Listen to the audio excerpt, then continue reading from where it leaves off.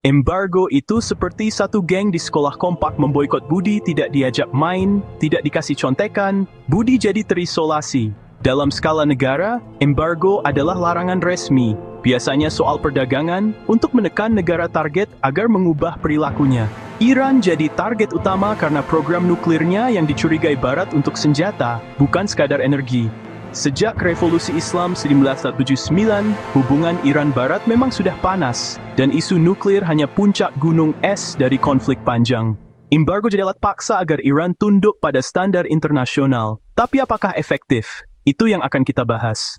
Sanksi terhadap Iran dimulai sejak Sinin Relda 79, sebuah babak baru dalam hubungan internasional yang penuh ketegangan.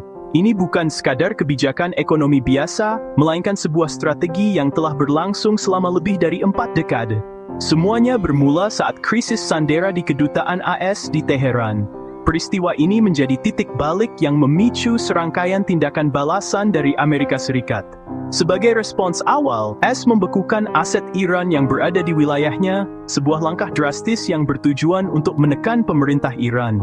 Tak hanya itu, Amerika Serikat juga melarang impor minyak dari Iran, sebuah pukulan telak bagi ekonomi negara tersebut yang sangat bergantung pada ekspor minyak. Lebih jauh lagi, AS memutus hubungan dagang secara total. Ini adalah babak pertama dari embargo yang akan terus berkembang dan meluas di tahun-tahun berikutnya. Sanksi makin ketat di era 1980-an dan 1990-an, seiring dengan perubahan dinamika politik dan keamanan di kawasan Timur Tengah. Alasan utama pengetatan sanksi ini adalah soal dukungan Iran pada kelompok yang dianggap teroris oleh AS dan sekutunya. Tuduhan ini semakin memperburuk hubungan dan memperluas cakupan sanksi. Puncaknya, isu nuklir di awal 2000-an menjadi perhatian dunia internasional, memicu kekhawatiran akan potensi pengembangan senjata nuklir oleh Iran. Hal ini bikin PBB dan banyak negara ikut menjatuhkan sanksi sebagai upaya untuk menghentikan program nuklir Iran dan mencegah destabilisasi kawasan. Sanksi-sanksi ini menargetkan perbankan Iran, membatasi akses mereka ke sistem keuangan internasional. Sektor energi juga tak luput dari sanksi, menghambat produksi dan ekspor minyak Iran. Bahkan, perkapalan Iran pun terkena imbasnya, mempersulit perdagangan dan distribusi barang. Tahun 2015, JCPOA atau Rencana Aksi Komprehensif Bersama sempat longgarkan sanksi, memberikan harapan baru bagi pemulihan ekonomi Iran. Tapi sayangnya, pada tahun 2014, AS keluar dari JCPOA dan embargo makin keras, membatalkan semua kemajuan yang telah dicapai. Sejak saat itu, Iran kembali terjepit dalam kesulitan ekonomi yang mendalam, menghadapi inflasi tinggi dan pengangguran yang meningkat. Dan tekanan ekonomi ini terus berlanjut hingga hari ini, mempengaruhi kehidupan sehari-hari jutaan warga Iran. Cerita embargo Iran adalah drama panjang yang belum selesai, sebuah saga kompleks yang melibatkan politik global, kepentingan ekonomi, dan ambisi nuklir. Amerika Serikat adalah aktor utama, bahkan menekan negara lain lewat sanksi sekunder. Siapapun yang berbisnis dengan Iran bisa kena getahnya. Uni Eropa juga ikut, meski kadang lebih moderat, dengan pembekuan aset, larangan perjalanan, dan embargo teknologi. PBB sempat keluarkan sanksi multilateral, tapi sebagian dicabut setelah JCPOA.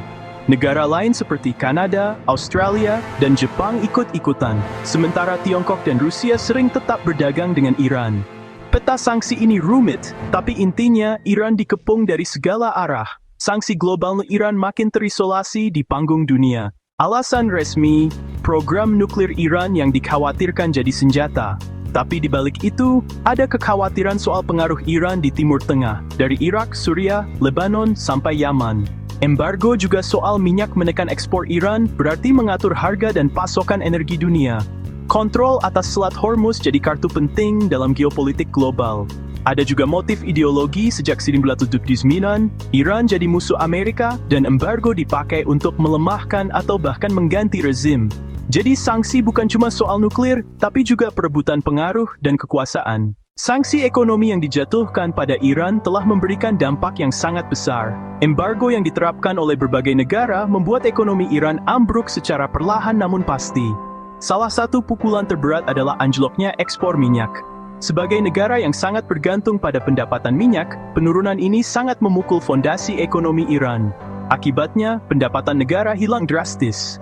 kas negara kosong, membuat pemerintah kesulitan untuk menjalankan program-program penting dan memenuhi kebutuhan rakyat. Kondisi ini diperparah dengan mata uang rial yang terjun bebas. Nilai tukar rial terhadap mata uang asing terus merosot, membuat harga barang-barang impor semakin mahal. Hiperinflasi yang tak terkendali membuat harga kebutuhan pokok melambung tinggi. Masyarakat kesulitan untuk membeli makanan, pakaian, dan kebutuhan dasar lainnya.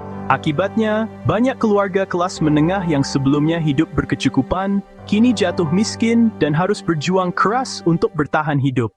Mereka kehilangan tabungan dan aset yang telah dikumpulkan selama bertahun-tahun. Lebih jauh lagi, Iran terputus dari sistem keuangan global. Transaksi internasional menjadi sangat sulit, menghambat perdagangan dan investasi.